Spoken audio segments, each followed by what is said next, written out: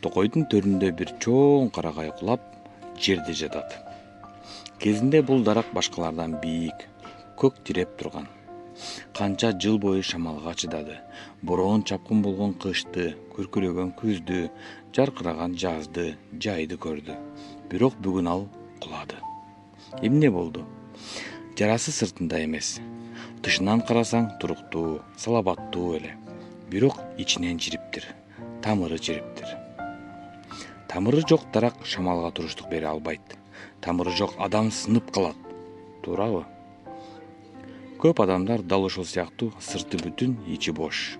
Сыртынан күлүп жүрөт, ичинен ыйлап турат.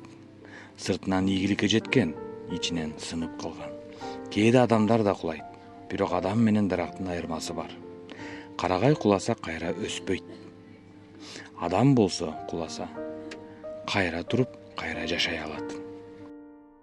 Бирок бул үчүн ишти тазалоо керек. Күндү акча эмес, ниет менен башта. Ишти пайда үчүн эмес, пайда алып келчү жүрөк менен жаса. Адамдын да тамыры болот. Бул анын ыйманы, максаты, жакшы ойлору, жакшы адамдар менен болгон байланышы. Тамыр бекем болсо, дарак асман тирейт. Адам бекем болсо, ар кимдин жүрөгүнө жарык чачат.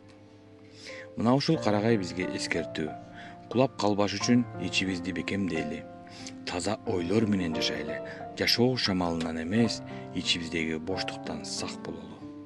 Карагай кулады. Сиз кулабаңыз. Бекем туруңуз.